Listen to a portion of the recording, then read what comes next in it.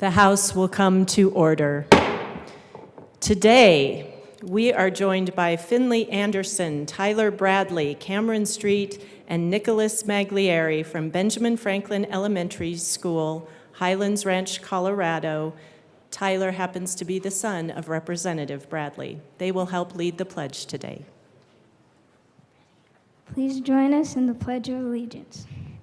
I pledge allegiance to the flag of the United States of America and to the republic for which it stands, one nation, under God, indivisible, with liberty and justice for all. I have a certificate for all of you. Nicholas, remind me. Thank you. Cameron. Tyler. And Finley. Thank you all. Well done. If you want to come this way, walk off this way. Have a great day at the Capitol.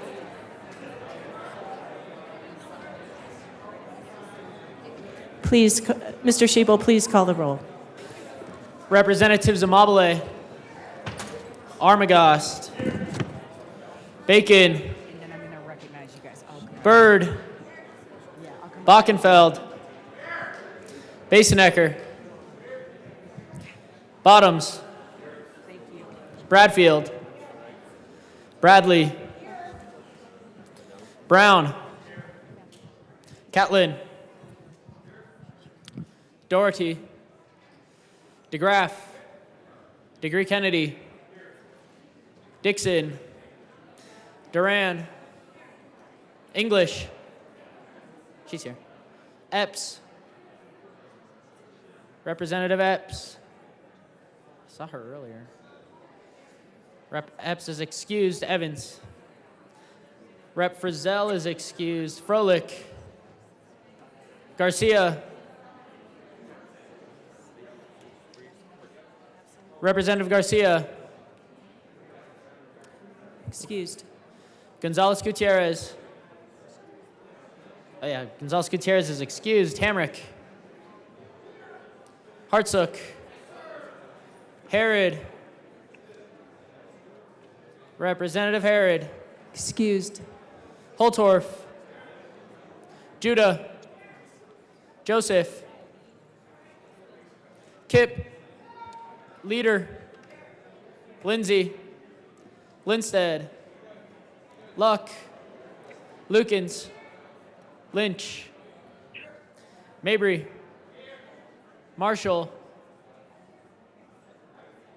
Representative Marshall. No. Rep Marshall's excused. Martinez, Morrow, Here. McCormick, McLaughlin, Michelson, Janae, Ortiz, Parenti, Puglisi, Ricks, Sharbini, Sirota, Snyder, Soper, Rep Soper. Soper is excused. Story, Taggart, Titone, Valdez, Velasco, Vigil, Weinberg, Weissman, Wilford. No. Representative Wilford. Wilford's excused. Wilson, Winter, Woodrow, Young, and Madam Speaker.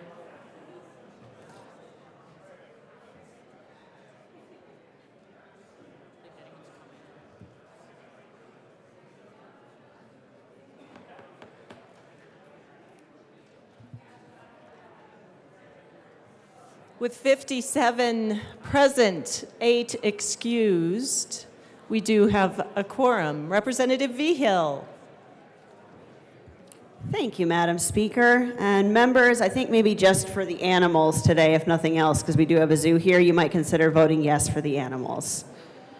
Madam Speaker, I move that the Journal of Thursday, March 2nd, 2023 be approved as corrected by the Chief Clerk. Members, you have heard the motion that the journal be approved as corrected by the chief clerk. All those in favor say moo. No, I'm kidding. I'm kidding. All those in favor say aye. All those opposed, no. The ayes have it. The motion is adopted.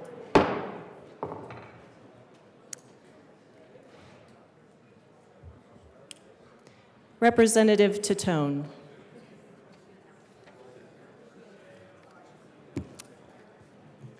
Madam Speaker, it's an honor to serve with you. And an honor to serve with you. Madam Speaker, I request a moment of personal privilege, please. So granted.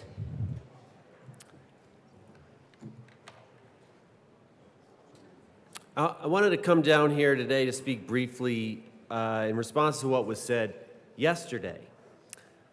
I don't know why a resolution on the Equal Rights Amendment, which is a positive turning point in our country's history where we started to recognize women as equals, turned into demeaning, dismissive, and derogatory remarks about me and people like me, among other things. Whether you like it or not, I am your colleague. Whether you believe me or people like me should exist, I do exist. And I am your equal in this chamber. I accomplished the same thing you did to be here, and I proudly represent all of my constituents in the course of my work in this chamber. Obviously, the decisions we make here are not ones that everyone can agree on. But I do my best to do the work of my constituents put me here to do every single day. I have no problem disagreeing and accepting that we disagree on a topic. But I won't take my disagreement to the level of insulting and demeaning my colleagues. I believe in decorum and collegiality in this chamber, and I believe in respect for people despite our differences. Yesterday, I felt disrespected and diminished.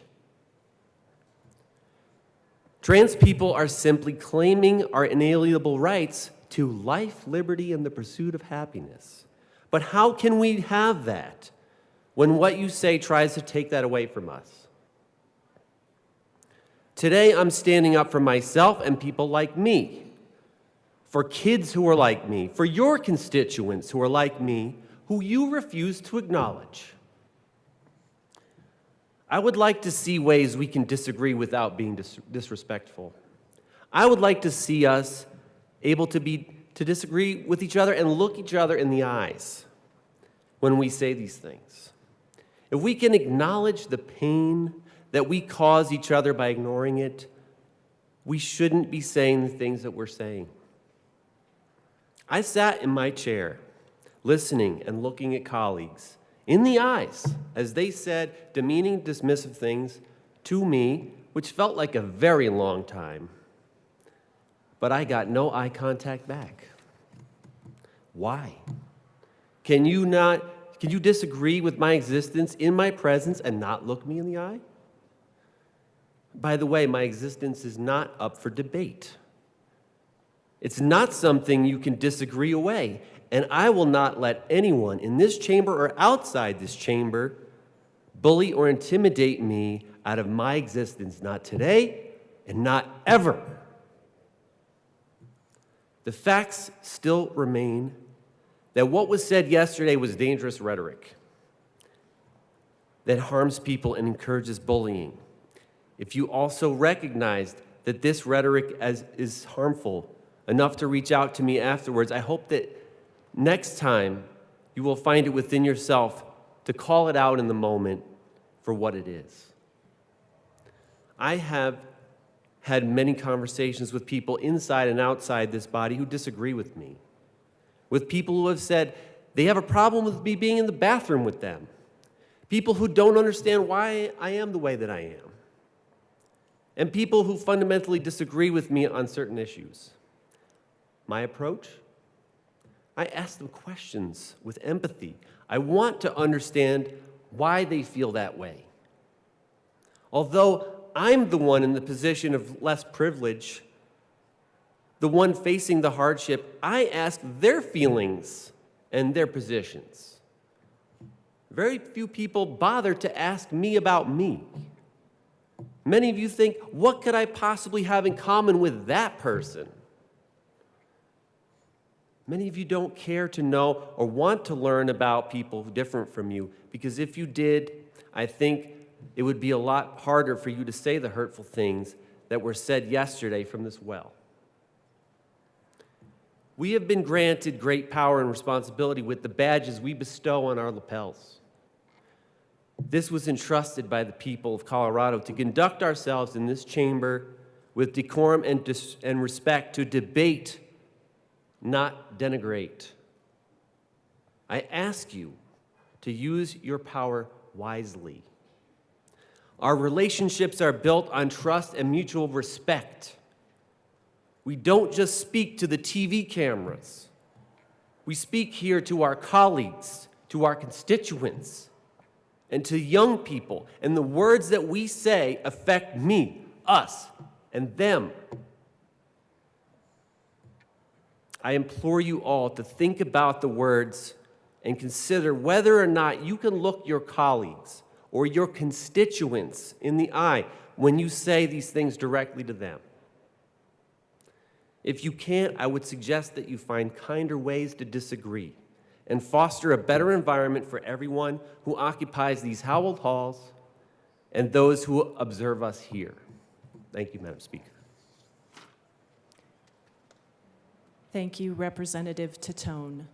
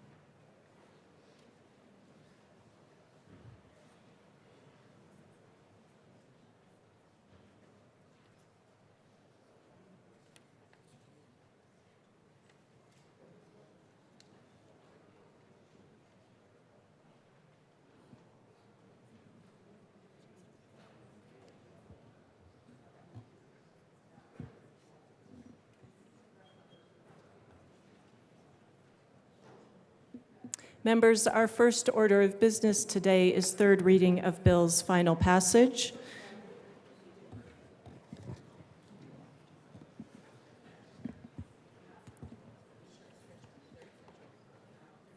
Thank you.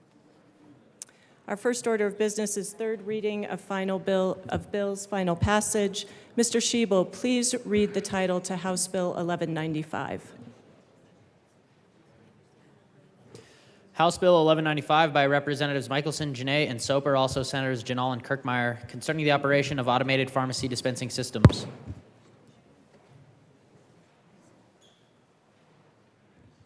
Madam Majority Leader. Madam Speaker, I move House Bill 1195 on third reading, final passage. Members, the motion before us is the adoption of House Bill 1195 on third reading, final passage. Mr. Schiebel, please open the machine, and members proceed to vote.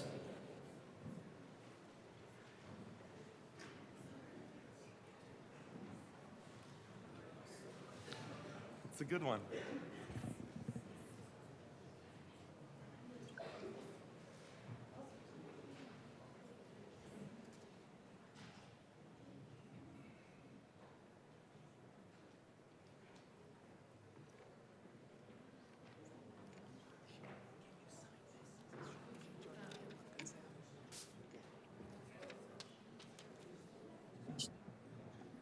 Representative Morrow, how do you vote? Yes. Representative Morrow votes yes.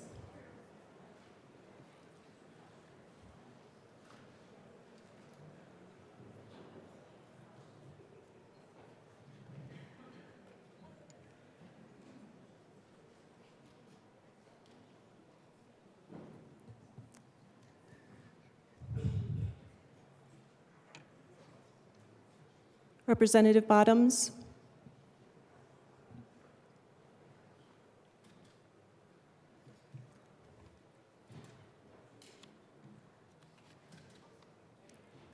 Please close the machine. With 58 aye, 4 no, and 3 excused, House Bill 1195 is adopted. Co-sponsors.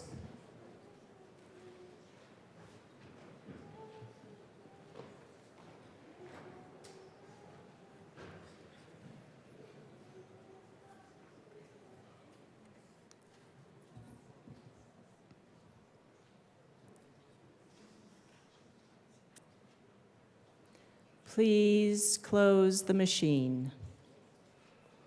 Mr. Schiebel, please read the title of House Bill 1167. House Bill 1167 by Representatives Degree, Kennedy, and Charbini, also Senator Rodriguez, concerning persons who report emergency overdose events in good faith. Madam Majority Leader. Madam Speaker, I move House Bill 1167 on third reading, final passage. The motion before us is the adoption of House Bill 1167 on third reading, final passage. Mr. Schiebel, please open the machine and members proceed to vote.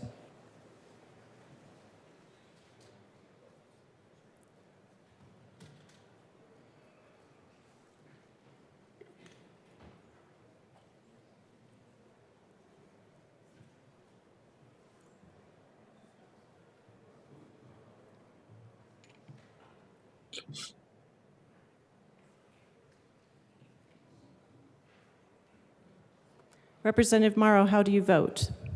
Yes. Representative Morrow votes yes.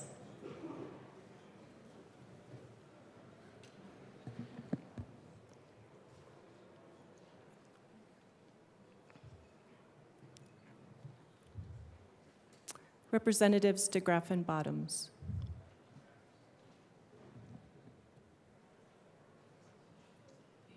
Please close the machine.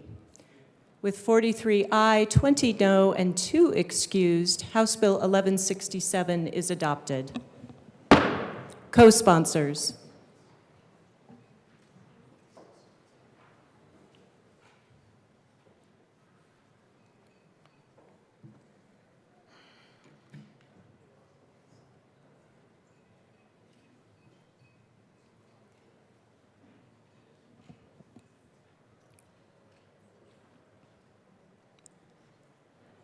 Please close the machine.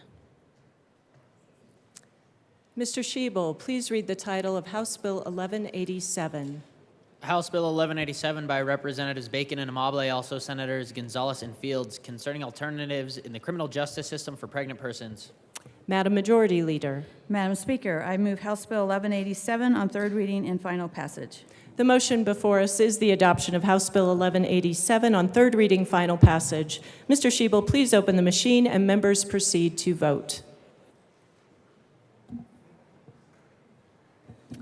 Representative Morrow, how do you vote? Yes. Representative Morrow votes yes.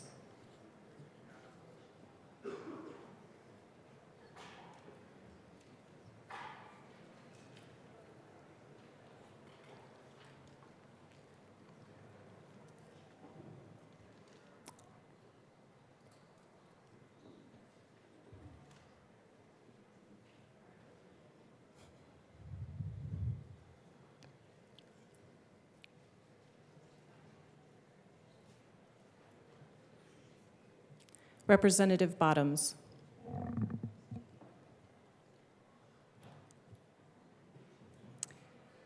Please close the machine.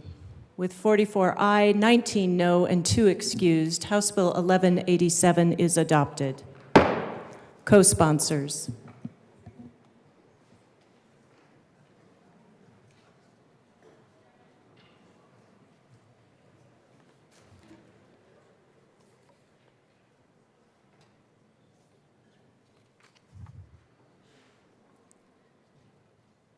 Please close the machine.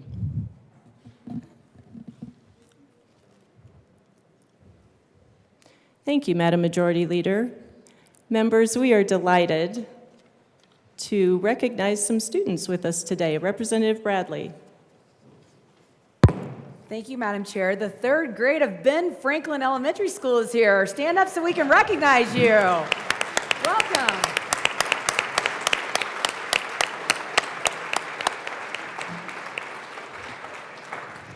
Thank you, Representative Bradley, and welcome to our students. Any other announcements and introductions? Representative Sirota. Thank you, Madam Speaker. I also wanted to welcome some students from my district, the 5th grade class from Denver Academy. We're so glad to have you here.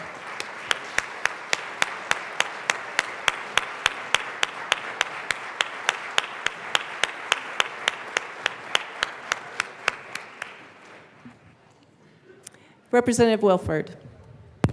Thank you, Madam Speaker. It's an honor to serve with you. And an honor to serve with you. Members, I wanted to take a moment and introduce, we've got Adams 12 teachers and administrators in the building. Y'all please stand, and folks, please acknowledge them. We're so glad to have you with us today. Thank you for all of your work. Representative Harrod, members, we have a tribute. Yes, please. Thank you, Madam Speaker. I do have a tribute today, and I ask that it be read at length. Mr. Schiebel, please read our tribute at length. The House of Representatives, convened in the 74th General Assembly, hereby celebrates Denver Zoo Day at the Capitol. As one of Colorado's oldest and most passionate wildlife conservation organizations, Denver Zoo's commitment to the care and protection of wildlife dates back to 1898, when it led the national charge to save American bison from extinction. The zoo's conservation efforts have expanded today with programs and partnerships that preserve the state's most iconic species and habitats, including conducting scientific research on American pika, breeding and releasing endangered boreal toads in high-altitude wetlands, restoring bison habitats in Douglas County, working to make roads safer for wildlife and people as a partner in Summit County Safe Passages, and reducing conflict between people and bighorn sheep and mountain goats on Mount Evans, soon to be named Mount Blue Sky. Today, the Colorado General Assembly celebrates Denver Zoo's mission of inspiring communities to save wildlife for future generations and recognizes the zoo's tremendous contributions to the Colorado community as its impact on the wildlife conservation throughout the state and around the world. On request of Representative Leslie Harrod, given this third day of March 2023, State Capitol, Denver. Representative Harrod. Thank you, Madam Speaker. I thought it was really great to hear about all the young people that are joining us today from our schools. And thank you for not acting like wild animals while in this building. That's what my mom used to call me and my brother sometimes when we were out of hand. But we do have some wild animals in this building today because the Denver Zoo is here. I want to thank my colleagues for representing their favorite animal or their favorite animal print up here. And I think the one animal that we have that is winning the day is Madam Assistant Majority Leader. We do have a reptile in the building. If you haven't seen the very large and scary snake that's out there. Oh, is that an alligator? Never mind. Then we have no winners because there are no cheetahs, no zebras, no lions, tigers, or bears that they brought to the Capitol today. And I'm not sure why. I don't think that we are as tasty as they think we might be to these animals, but I will say that they do exist at the Denver Zoo. The Denver Zoo has made it their mission to make sure that, that there's great educational opportunities for people across Colorado, especially our young people, to understand more about animals and other creatures that exist within our world. But they also do way more than that, which is to make sure that we treat our animals respectfully and that people learn what that actually looks like in our community. And so I want to thank them for doing so much for the community of Denver, for the people of Colorado, and for all that they've done. And we do have some guests here from the zoo as well over here. Thank you, thank you, thank you.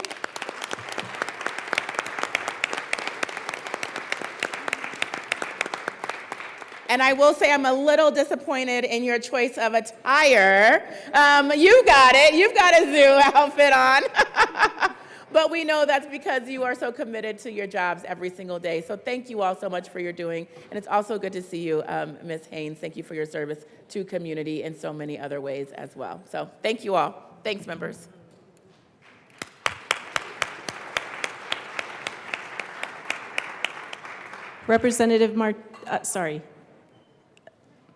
You're so nice, so polite. Representative Martinez. Thank you, Madam Speaker, and it is an honor to serve with you. And an honor to serve with you. So you guys are probably getting used to me coming down to the well because there are some people from my district here. And it is your lucky day because we have two different groups from the San Luis Valley here today. So first I'll welcome our members from the Colorado Optometric Association. I have Dr. Paul Hirsching and Dr. Josh Hirsching from my hometown of Monte Vista.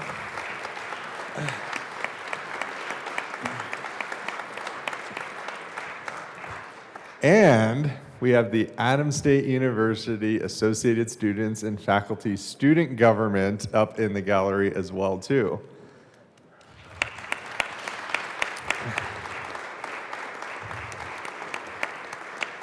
And I will say, having someone from my hometown here, and as a former student body president at Adams State University, it is great to have them in the house, so please welcome them and come say hello. Thank you. Thank you, Rep. Martinez. Assistant Majority Leader Bacon. Thank you, members. I just wanted to make an announcement on behalf of students from Denver East High School who you may have heard outside earlier. They are with Students Demand Action, and they have not only rallied on behalf of a classmate that they lost to gun violence, but they are here to speak with the people who make decisions about how to prevent gun violence. And so there are hundreds of them who not only marched down from Denver East High School, but they're in the building today. And I know we have general orders following this, but if you have an opportunity, please go out and greet them as they would like to put a face to the name. Thank you so much. Thank you. Representative Hartsook. Good morning. Thank you, Madam Speaker. Just a quick note, I'd like to welcome, we had the Colorado Dental Associations here today. In the basement, they had coffee and pastries and some breakfast, and they put all the toothbrushes, so remember to brush your teeth. And they will be walking around visiting us today, talking about dental hygiene and some of the bills. So thank you so kindly. Thank you. Representative Weinberg. Thank you, Madam Speaker. Good morning, colleagues. I just wanted to introduce, I have my brother on the floor with me this morning and my cousin from Israel, who's a sergeant in the Israeli Defense Force. So thank you, welcome here. Welcome.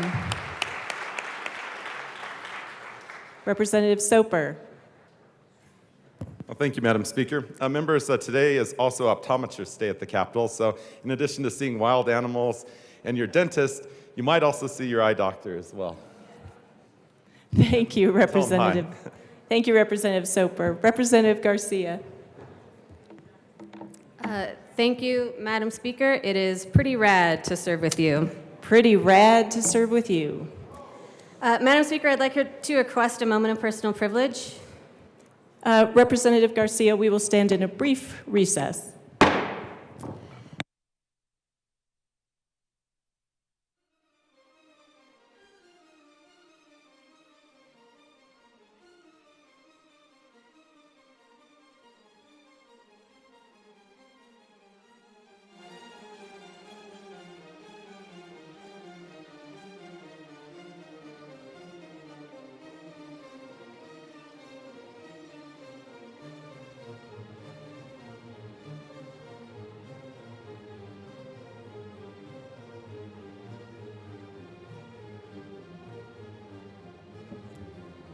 The House will come back to order. Representative Garcia, please proceed. So members, I'm not going to request a moment of personal privilege. I'm just going to make an announcement. So today is Caregiver Appreciation Day. And I can confidently say that everyone in this room has benefited from being cared for by a caregiver or is relying on a caregiver for someone in your family right now. That caregiver may be a child care provider, either an FFN provider or a licensed provider, a home health care worker for your family member with a severe disability, a daughter caring for their elderly parents, your aunties, uncles, grandparents, neighbors, siblings. Taking from Growing Our Future Coalition, caregiving in all the ways that it happens in people's lives is essential and should be respected, prioritized, and funded accordingly. Our society only functions because of caregivers. Parents of young children don't go to work without childcare. People recovering from an accident can't recover without the caregivers and support of their community. Physical therapists, healthcare professionals. People living with disabilities thrive with the support of the care from occupational therapists. Caregivers drop everything to show up. They cancel their plans if you run late. They show up early to make sure you can leave on time. Most informal care providers do this because they love you. They love your kids, your family, and they do this usually for free, investing their own time, food, transportation for you. Caregivers are essential to our society and should be treated with dignity and respect. Caregiving and people providing this care should not be taken for granted, but they are. Caregivers are underappreciated, underpaid, and undervalued. Members, today, tomorrow, and the next day, please show a caregiver in your life that you truly value what they do for you so that you can be here today doing the people's work, including supporting caregiving in Colorado. Thank you. Thank you, Representative Garcia. Madam Majority Leader. Thank you, Madam Speaker. I move to proceed out of order for consideration of Senate amendments to House bills. Seeing no objection, we will proceed out of order for consideration of Senate amendments to House bills. Mr. Schiebel, please read the title of House Bill 1064. House Bill 1064 by Representatives Lukens and Young, also Senators Marchman and Kolker, concerning the enactment of the Interstate Teacher Mobility Compact. Representative Lukens.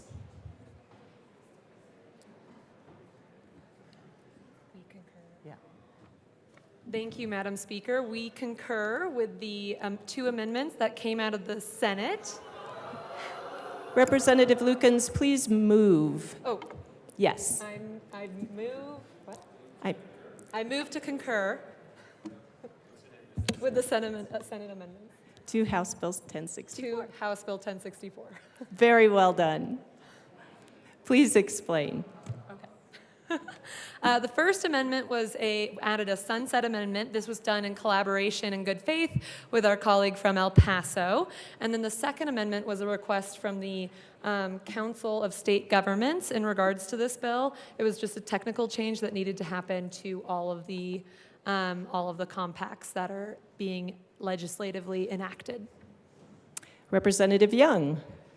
It is an honor to serve with you. And an Madam honor to Speaker. serve with you. I'm just going to say we want to concur with the Senate amendments so I can hear turkeys respond on Zoo Day. Thank you. Seeing no further discussion, the motion before us is to concur with amendments on House Bill 1064. Mr. Schiebel, please open the machine and members proceed to vote.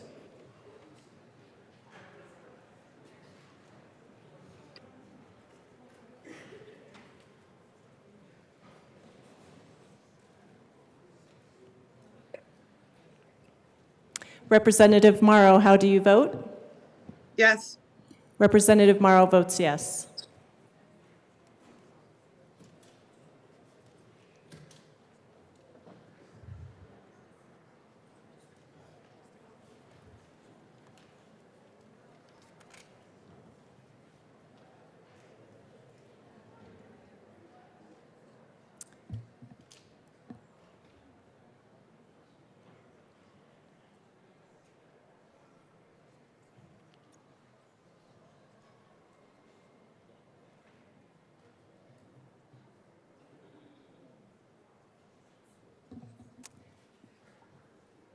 Representative Epps and Frizzell are excused.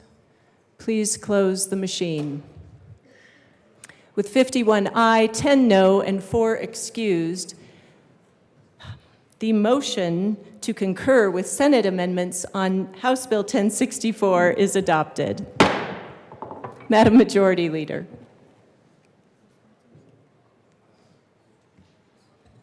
Thank you, Madam Speaker. I move to the repassage of House Bill 1064 as amended.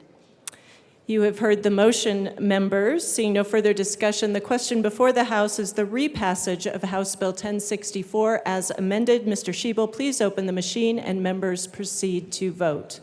Representative Morrow, how do you vote? Yes. Representative Morrow votes yes.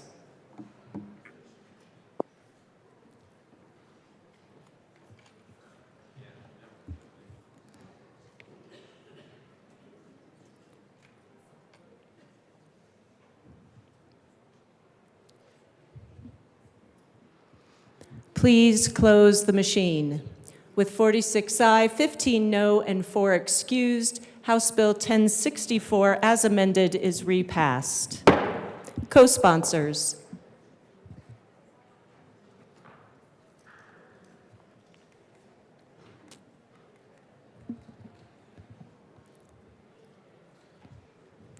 Please close the machine. Just a moment, Madam Majority Leader. Mr. Schiebel, please read the reports of committees of reference. Committee on Appropriations, after consideration on the merits, the committee recommends the following. House Bills 1002 as amended, 1015, 1022 as amended, 1039 as amended, 1042 as amended, 1108 as amended, 1143 be referred to the Committee of the Whole with favorable recommendation. Committee on Business Affairs and Labor, after consideration on the merits, the committee recommends the following. House Bill 1118 be postponed indefinitely. Committee on Education, after consideration on the merits, the committee recommends the following. Senate Bill 8 be referred favorably to the Committee on Appropriations. Senate Bill 84 be amended as followed, and as so amended be referred to the Committee of the Whole with favorable recommendation. Committee on Finance, after consideration on the merits, the committee recommends the following. House Bill 1046 be postponed indefinitely. Madam Majority Leader. Thank you, Madam Speaker. I move that the following bills be made special orders at 9:48 a.m. this morning. House Bill 1015, 1039, Senate Bill 90, Senate Bill 100, House Bill 1022, House Bill 1108, House Bill 1143, and Senate Bill 15. Thank you. Seeing no objections, the bills listed by the Majority Leader will be made special orders, calendar at 9:48 a.m. Representative Weissman.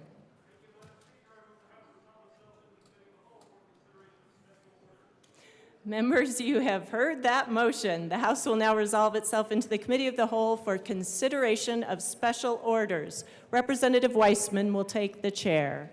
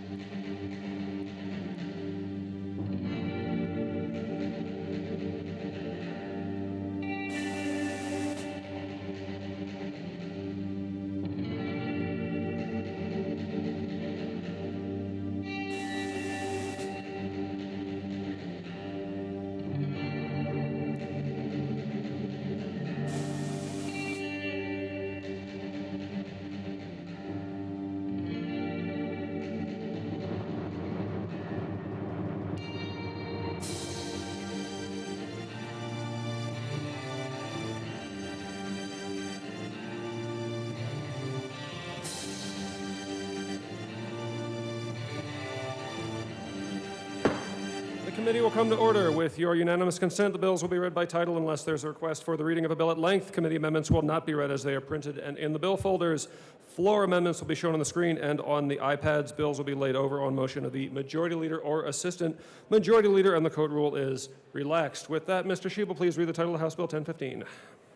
House Bill 1015 by Representative Byrd, also Senator Liston, concerning the taxation of tobacco products. Representative Byrd. Thank you, Mr. Chair, and it is an honor to serve with you. And also with you, Representative.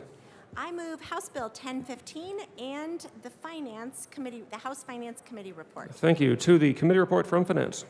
All right, members, in the committee, we offered a strike below amendment, which I will describe completely to you when I talk about the bill, unless I should talk about the full strike below right now, and which maybe I'll do that. And then you can approve that, and hopefully approving the bill will be easy. So the strike below amendment creates a piece of legislation that has three principal purposes. First, to create clarity in our statutes that enable remote sellers of cigars and pipe tobacco products to accurately calculate excise taxes owing on their sales transactions. Sorry, Rep, maybe just make sure the mic is close to you. It's getting a bit soft. Go ahead. Hello? Much better. Please continue. Okay. So did you catch what I said before, hopefully? Okay. So three reasons to run the bill. This is what we're doing. First is to create clarity in our statutes to enable remote sellers of cigars and pipe tobacco products to accurately calculate excise taxes owing on their sales transactions in our state. Second is to appropriately define remote sellers of cigars and pipe tobacco and their related transactions to avoid confusion of these sellers and their sales with sellers and transactions that are specifically subject to the Federal PACT Act. The third reason to run the bill is to make the definition of manufacturer's list price workable for all tobacco sales. So, to help you understand context for the bill, in 2020, this legislature passed a bill which, among other things, expanded the types of tobacco products that are subject to taxation in our state and also increased the amount of tax collected on tobacco-produced sales. For out-of-state online retailers of cigars and pipe tobacco, this legislation created confusion about how they were supposed to calculate excise tax on their sales. The biggest challenge was that the legislation mandated that taxes be based upon the manufacturer list price. However, in the case of premium cigars, there is often no invoice price upon which a manufacturer's list price may be determined, as contemplated by state law. 90% of premium cigars sold in the United States are manufactured offshore and have passed through many hands, including customs, before a remote retail seller takes title to the product. The only verifiable method for establishing the taxable value of premium cigars is the actual price paid by the seller. Also importantly, our state law did not adequately distinguish sales of cigars and pipe tobacco from all other tobacco products which are strictly regulated by the Federal PACT Act. Our law loosely defined sellers of cigars and pipe tobacco as delivery seller and their sales as delivery sales, both of which are defined terms under the Federal PACT Act. This federal law, among other things, imposes strict regulations on how cigars and other tobacco products may be sold across state lines to prevent illegal trafficking of PACT Act regulated products. Specifically exempted from the PACT Act, however, were cigars and pipe tobacco. The concern with Colorado law, as it is written today, is that by labeling sellers of cigars and pipe tobacco with the same terms used by the PACT Act, cigars and pipe tobacco sales will inadvertently be subjected to the same restrictions imposed on the federally regulated products. Our bill remedies these problems by doing the following. It excludes the sellers of and sales of cigars and pipe tobacco from the terms delivery sale and delivery seller, and it creates the new terms remote retail sale and remote retail seller. This addresses the PACT Act concern.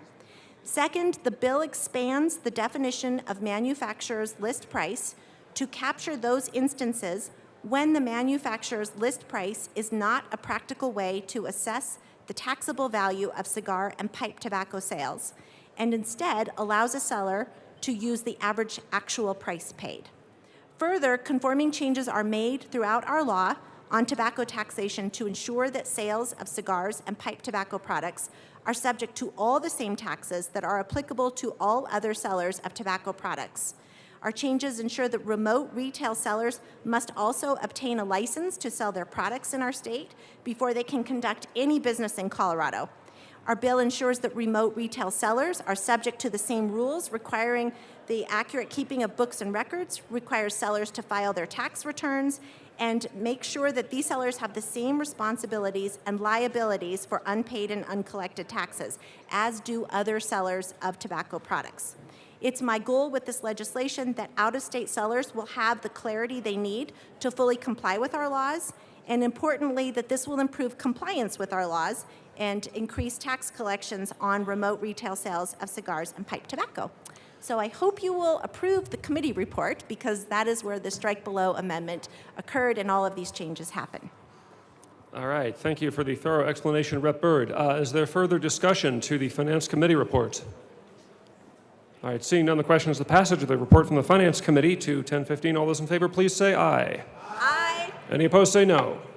The ayes have it. The finance report is adopted. To the bill, Rep. Byrd.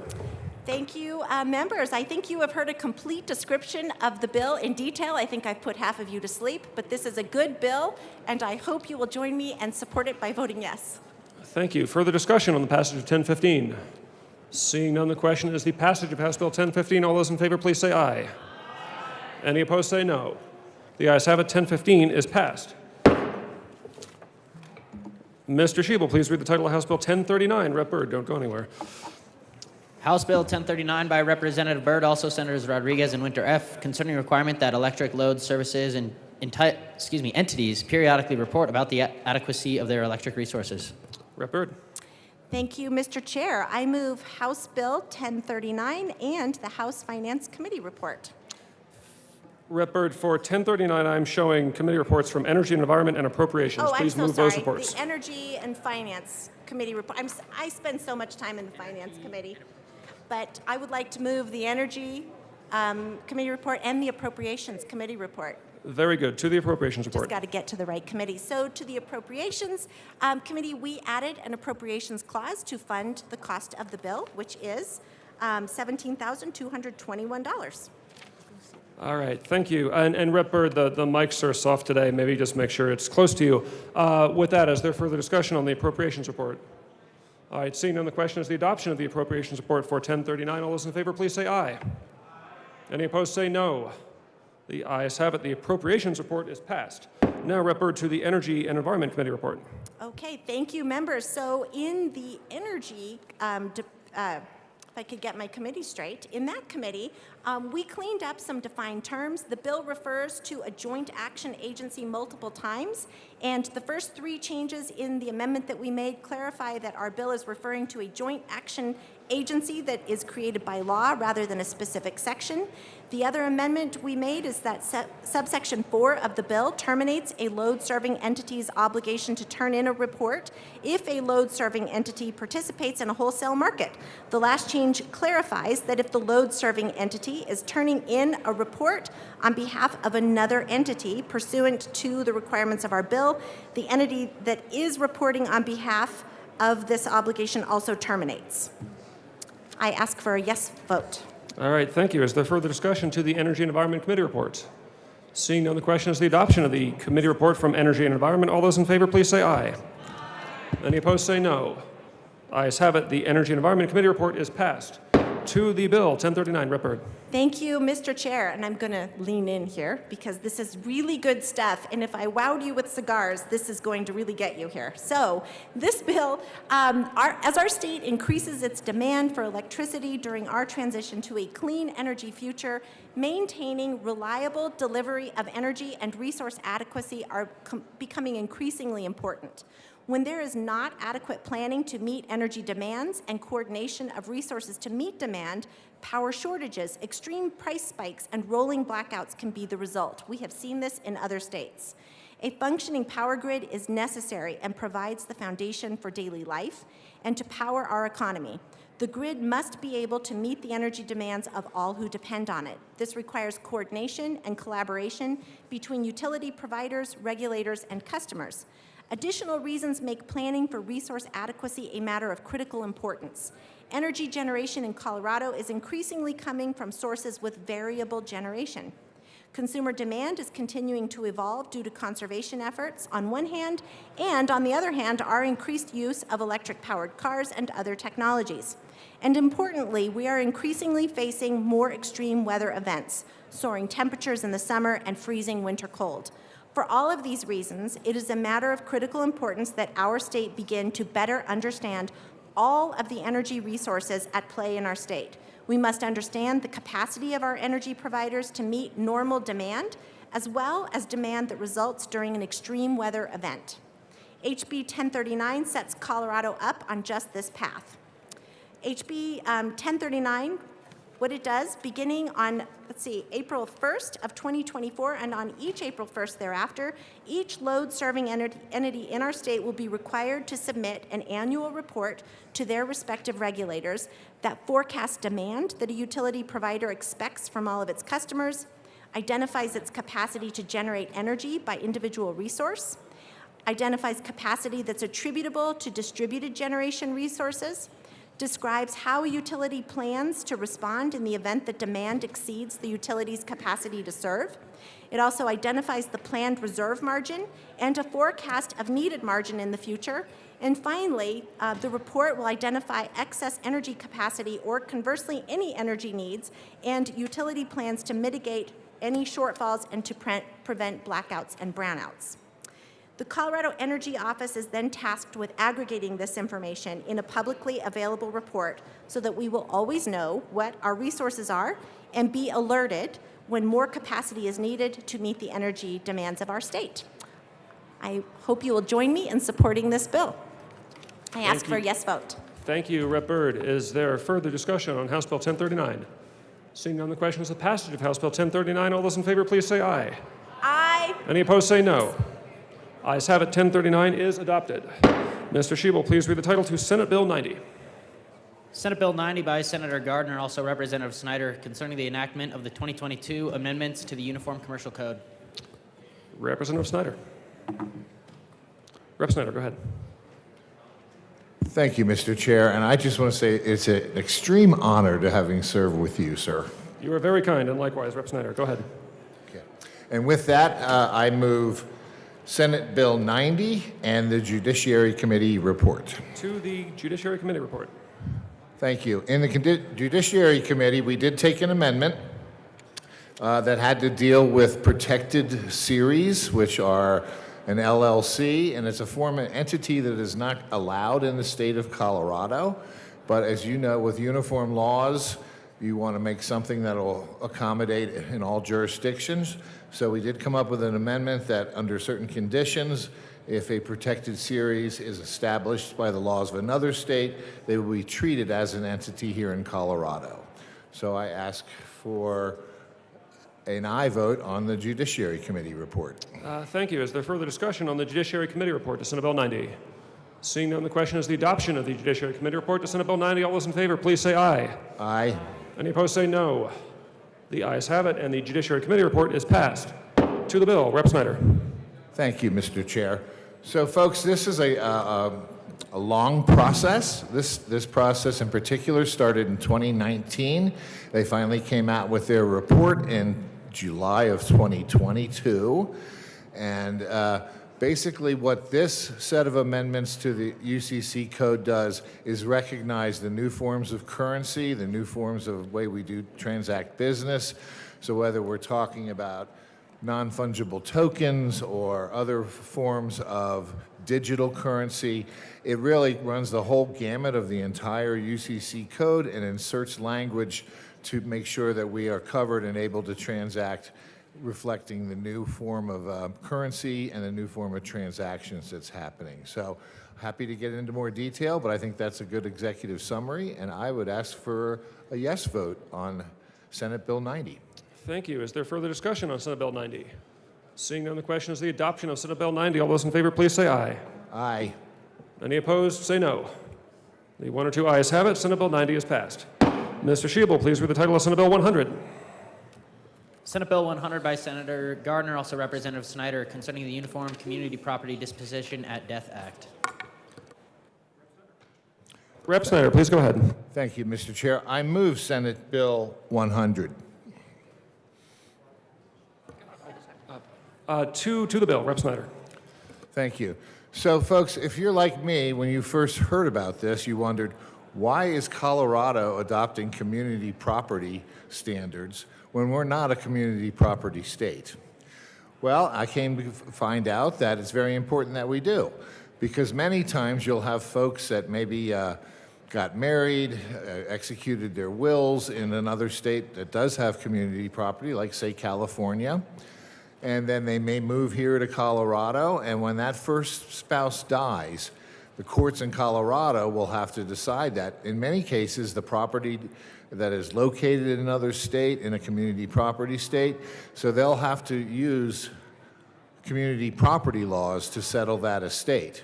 So even though we're not a community property state, our courts need the ability to study up and be well-versed in community property law so they can handle those transactions that involve states that have community property laws. That's about the summary of it. So with that, I ask for a yes vote on Senate Bill 100. Is there any further discussion? Seeing none, the question before us is the passage of Senate Bill 100. All those in favor say aye. Aye. All those opposed, no. The ayes have it, and Senate Bill 100 is passed. Mr. Schiebel, please read the title to House Bill 1022. House Bill 1022 by Representative Froelich, also Senator Bridges, concerning registration of fleet vehicles that are part of rental vehicle fleets.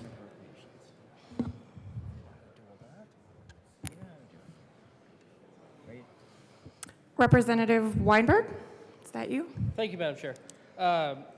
I move House Bill 23-1022. The finance report and the appropriations report. Finance report and appropriations report. And transportation report. Good motion. Representative Froelich. Thank you, Madam Chair. I move the Transportation Committee report. To the committee report. In the Transportation Committee, we... Rep. Froelich, can you start with the Appropriations Committee report? First. Thank you. I move the Appropriations Committee report. To the Appropriations Committee report. Hi, thank you. The Appropriations Committee appropriated the whopping $2,000. And I ask for an aye vote. Is there any further discussion on the Appropriations Committee report? Seeing none, the question before us is the adoption of the committee report. All those in favor say aye. All those opposed, no. Representative Froelich, to the Appropriation Committee is passed. Representative Froelich, to the Finance Committee report. I move the Finance Committee report. In the Finance Committee, we had a conversation about why we didn't really need to be in Finance Committee because we were only appropriating $2,000. I ask for an aye vote. Any further discussion of the Finance Committee report? Seeing none, the question before us is the adoption of the committee report. All those in favor say aye. All those opposed, no. The Finance Committee report is passed. I move the Transportation Committee report. I move the Transportation Committee report. Will you wait to be recognized? Representative Weinberg. Thank you, Madam Chair. I move the Transportation Committee report. To the Transportation Committee report. Now tell us what happened in transportation, how you came on board and you think it's so great. Oh, yeah, so this will help businesses get through the red tape. Came on board, went through transportation. I think it's going to help businesses. This is what this is aiming to do. Again, cutting government bureaucracy. Representative Froelich. Thank you, Madam Chair. In the Transportation Committee, we passed an amendment that allowed us to reduce our fiscal note from $2 million to $2,000. So that was fun. And so I asked for an aye vote. Is there any further discussion of the Transportation Committee report? Seeing none, the question before us is the adoption of the Transportation Committee report. All those in favor say aye. Those opposed, no. Okay. The ayes have it. The Transportation Committee report passes. You just say to the bill. Now you Representative Weinberg, Thank to you, the Madam bill. Chair. Thank you, Madam Chair. It's an honor to serve with you.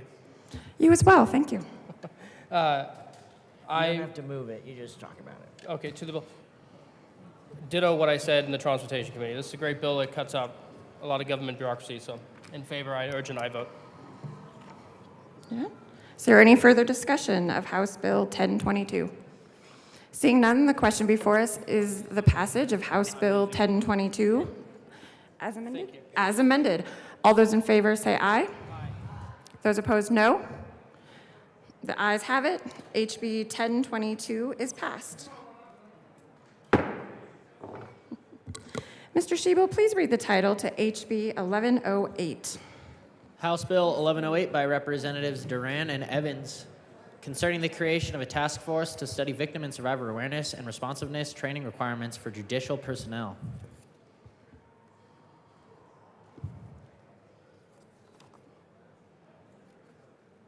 Representative Duran, Majority Leader Duran. Thank you, Madam Chair. I'd like to move House Bill 1108 and the Appropriations Committee report and the Judiciary Committee report. To the Appropriations Committee report. Majority Leader Duran. Thank you, Madam Chair. In appropriations, they appropriated the funds. Is there any further discussion of the Appropriations Committee report? Seeing none, the question before us is the adoption of the Appropriations Committee report. All those in favor say aye. Those opposed say no. The Appropriations Committee report passes. To the Judiciary report, Majority Leader Duran. Thank you, Madam Chair. So in appropriations, we had 3 amendments. One amendment actually adds a recommendation for the task force to consider compliance with the Keeping Child Safe from Family Violence Act. The second amendment adds additional members to the task force. And the third amendment adds study criteria for the task force.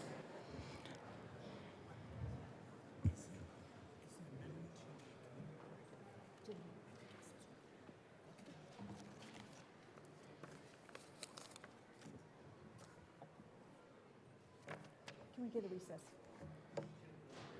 Yes, committee will go into a brief recess.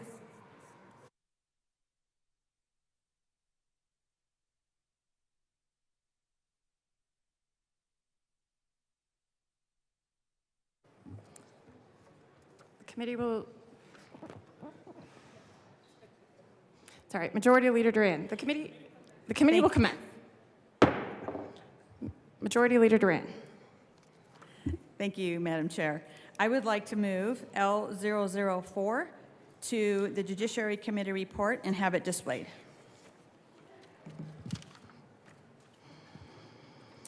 The amendment, oh, no, it's not.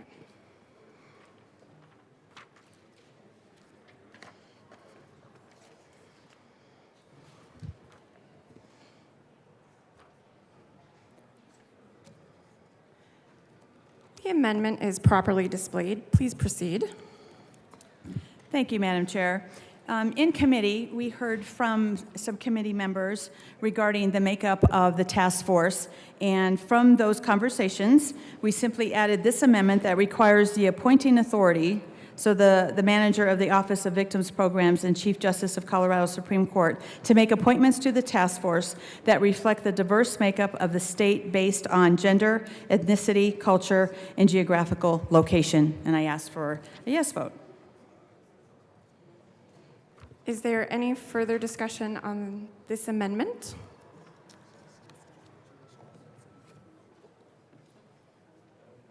No? Seeing none, the question before us is the adoption of Amendment L004 to the Judiciary Committee report. All those in favor, please say aye. Aye. All those opposed, no. Okay. The amendment L004 is passed. On to the Judiciary Committee report. Representative Evans. Thank you, Madam Chair.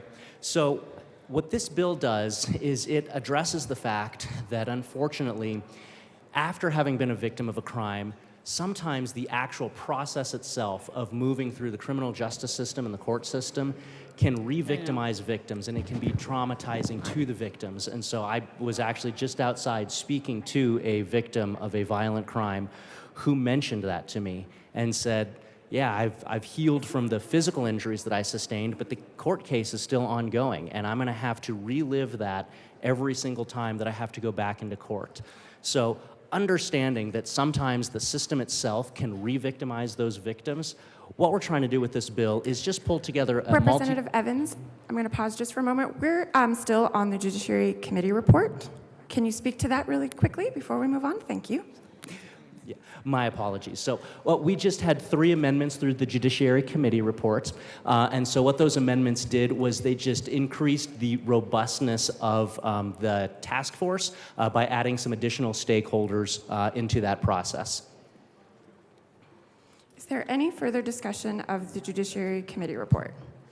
Seeing none, the question before us is the adoption of the Judiciary Committee report as amended. All those in favor say aye. Aye. All those opposed, no. The ayes have it, and the Judiciary Committee report is passed. To the bill, Representative Evans. That's what I get for coming in late and jumping right in the middle. So now that we're to the bill, you've already heard the first half of the speech. What the bill does is it pulls together this multidisciplinary task force to try to study best practices on how can we ensure that justice is served through the criminal justice and the court process, while also not re-victimizing victims. So you've heard it does that through a task force that has been increased in the size and scope of it, still has a very small fiscal note to it, and so we would ask for an aye vote. Is there any further discussion on HB 1108? Seeing none, the question before us is the passage of House Bill 1108 as amended. All those in favor, please say aye. Aye. Those opposed, no. The ayes have it. HB 1108 is passed. Mr. Shebo, please read the title to HB 1143. House Bill 1143 by Representatives Kipp and Armagost, also Senator Gonzalez, concerning measures related to seeking federal authorization for certain immigrants to possess firearms to be a peace officer. Representative Kipp. Thank you, Madam Chair. I move HB 231143 and the committee report. To the committee report. Basically, what happened was when we were in judiciary, we were able to simplify the bill and make it easier to comply with because apparently federal law is more permissive of this than we knew. We just have to have a bill. Representative Armagost. And to go off of that as well, I think the biggest thing that was a hang-up was that agencies were feeling as they were maybe mandated to take this on, and it was made to where they can opt in or opt out of being able to take this on for their agency. Is there any further discussion of the Judiciary Committee report? Seeing none, the question before us is the adoption of the committee report. Those in favor say aye. Aye. Those opposed say no. The committee report is adopted. To the bill, Representative Kipp. Thank you. So this bill was brought to me by a resident of my district last year, and basically what it does is I think we're going to actually be the first state in the country to do this, to make sure that DACA recipients have a path to becoming peace officers or police officers. There was a prohibition in federal law against people who don't have a legal status to carry firearms generally, but because there is actually a permissive statute that in federal law, with our state law, we will be able to do this. And by doing that, we're going to increase both the diversity and the quantity of police officers. And you might know that we have issues with both in Colorado right now. Representative Armagost. And many of you know my background in military and law enforcement. In the military, we've had people that were able to enlist or come in as a commissioned officer without citizenship and a pathway to get their citizenship to serve their country. This is another aspect of that where we have DACA recipients that are able to fulfill their dream of becoming a law enforcement officer. I've thanked my co-prime for bringing this to me and my attention. I've been able to talk to multiple chiefs and sheriffs in my district and throughout the state, as well as some high-ranking officials from Larimer County Sheriff's Office, the Greeley Police Chief, and some sheriffs came forward and their support for this because they've gone through the hiring processes of speaking to the DACA recipients that really wanted to become law enforcement officers, but their hands were tied. They weren't able to hire them, and they were some of the best candidates that they've had. So this would give them the approval to do that. Attorney General authorizes Colorado Post to grant permission to agencies that, to waive the ability to hire these people. They're able to waive their citizenship for DACA recipients. And like my co-prime said, it gives diversity to each community and each agency. Obviously, this will help with any kind of language barriers between law enforcement and citizens in their community. Gives law enforcement a great ability to hire candidates, gives DACA recipients the ability to serve their community and fulfill that dream. And it expands recruiting for a hurting public service in law enforcement. So I ask for an aye vote. Thank you. Is there any further discussion of HB 1143? Representative Soper. Well, thank you, Madam Chair, and I just want to thank the bill sponsors. I heard this in committee and House Judiciary, and I just wanted to come down and explain why I was a no vote and will be a no vote also on the floor. I greatly respect the effort to get more law enforcement officers into our departments, especially since right now it's so challenging. Every single law enforcement agency I've talked to has said that they have a personnel crisis, that they can't get the number of police officers and sheriff deputies that they need to be able to police our streets to keep Coloradans safe. However, I do have reservations with a non-citizen being able to arrest a citizen. And it's that one area that certainly troubles me for why I'm going to be a no vote. But that being said, I certainly see where the sponsors are coming from and respect that. I just can't quite get there and want to explain why. Thank you. Representative Evans. Thank you, Madam Chair.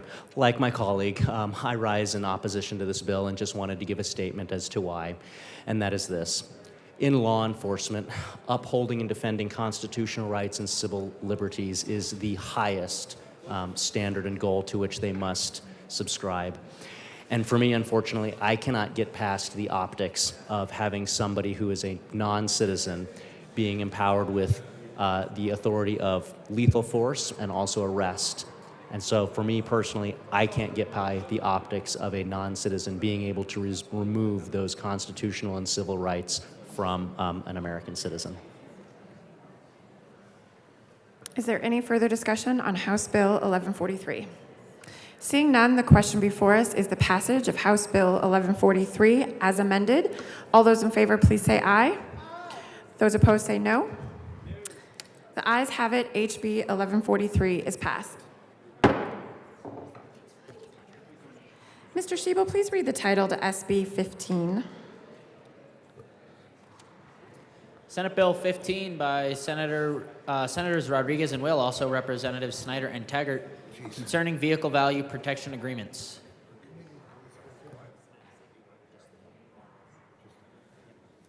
Representative Snyder. Thank you, Madam Chair. And I just want to say it's been an extreme pleasure getting to work with you. It has been an extreme pleasure getting to work with you as well, Rep. Snyder. Thank you. And with that, I move Senate Bill 15. To the bill? To the bill. So folks, most everybody has had the experience of going into a dealership and buying a new vehicle. And all I have to say, do we have a product for you? So these vehicle protection agreements are really a valuable tool for folks. And believe it or not, they're more important, I think, to people with lower incomes that really, depend on their car. And it basically, you have the opportunity to purchase a vehicle protection agreement, and there's a rate sheet. I'll just use the maximum end, so for about $500, you can buy a $10,000 vehicle protection service for your car. And that means as you take that car off the lot, of course it depreciates right away, but whether you're in an accident or your car is stolen, or if you just decide you really don't like that vehicle and you want to trade it in and get a new one, this brings you you could purchase a $10,000 credit available at that dealership or any dealership in a common ownership scheme, and allow you to use that $10,000 credit as your down payment. It would reduce your loan on a new vehicle, and it would it's a loyalty program where they're trying to get folks to become repeat customers. It is 100% completely optional in all ways. There is no mandate involved in this bill. And with that, I'd like to turn it over to my co-prime sponsor. Representative Taggart. Thank you, Madam Chair. It's an honor to serve with you. It's an honor to serve with you. I would again just stress that this is an optional program that an individual can take on when they buy an automobile or another type of personal vehicle.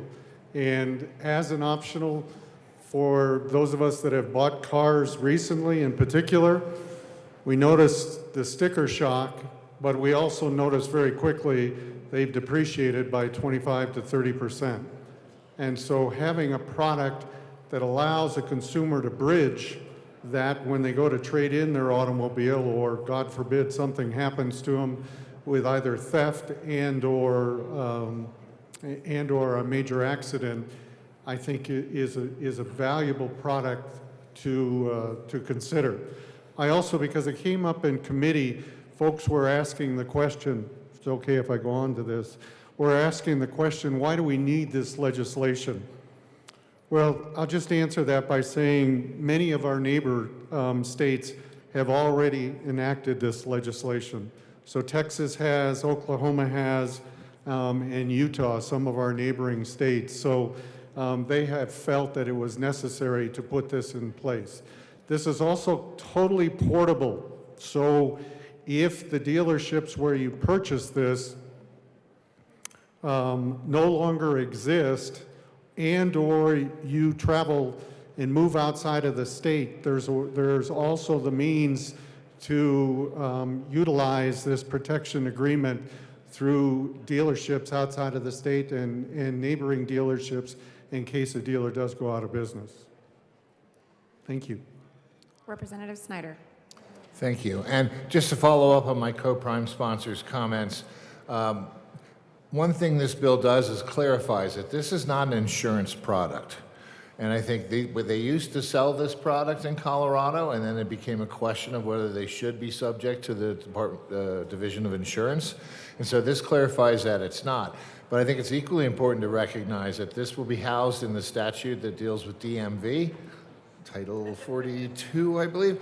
Nevertheless, which means that it is completely under the purview and review of the Attorney General's office. So if there are any problems or untoward practices or complaints, they have the full authority to investigate and, if necessary, to take action against issuers of this product. So we think it's a good bill, and we ask for a yes vote. Is there any further discussion on Senate Bill 15? Seeing none, the question before us is the passage of Senate Bill 15. All those in favor say aye. Aye. All those opposed, no. The ayes have it, and SB 15 is passed.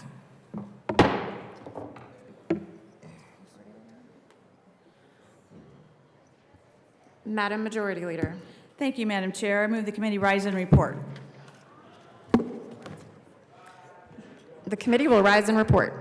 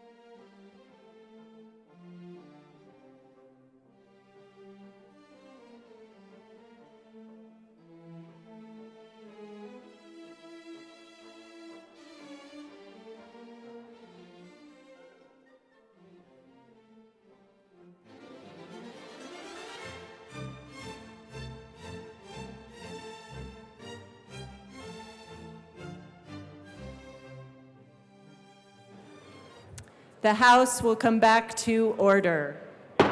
Mr. Schiebel, please read the report of the Committee of the Whole. Madam Speaker, your Committee of the Whole begs leave to report it has under consideration the following attached bills, being the second reading thereof and making the following recommendations thereon. House Bill 1015 as amended, 1022 as amended, 1039 as amended, 1108 as amended, 1143 as amended, passed on second reading and ordered engrossed and placed on the calendar for third reading and final passage. Senate Bill 1590 as amended, and Senate Bill 100 passed on second reading and ordered revised and placed on the calendar for third reading and final passage. Representative Weissman.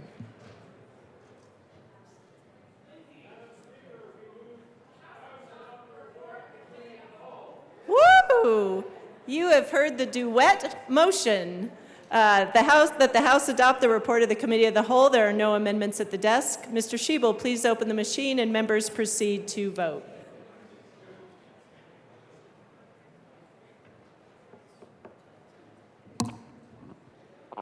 Representative Morrow, how do you vote? Yes. Representative Morrow votes yes. Representative Sirota is excused.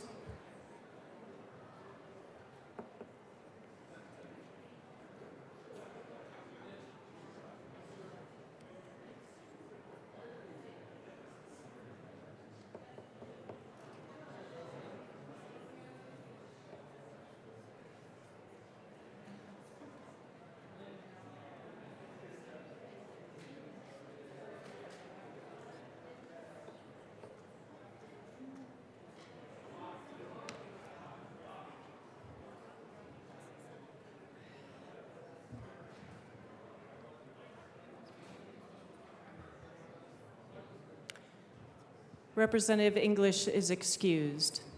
Please close the machine. With 44 aye, 18 no, and 3 excused, the report of the Committee of the Whole report is adopted. Madam Majority Leader. Thank you, Madam Speaker. I move to lay over the balance of the calendar until Monday, March 6th. Seeing no objection, the balance of the calendar will be laid over until Monday, March 6th. Madam Majority Leader, we may have some announcements. I have one. Announcements and introductions, members. Rep. Weissman. Thank you, Madam Speaker. Members, it's almost halfway through the session, so I thought I would resurrect a tradition from a couple years ago, which is to come down here on Fridays and urge everybody to clean out the fridge before the weekend, because it's a little bit gross in there. If you brought something for the week, maybe take it home. If it's already past tense, maybe go in there and throw it in the trash. It is a shared resource. There's nobody whose job it is to clean it up. It's ours. We all have to be responsible for it. And if stuff is turning funny colors in there, I or others have been known to just throw it out. So would like everybody to have a chance to get their own stuff first. Please get your stuff out of the fridge. Thank you. Fun Fridge Friday. Other announcements and introductions, Madam Majority Leader. Thank you, Madam Speaker. I move the House stand in recess until later today. The House will stand in recess until later today.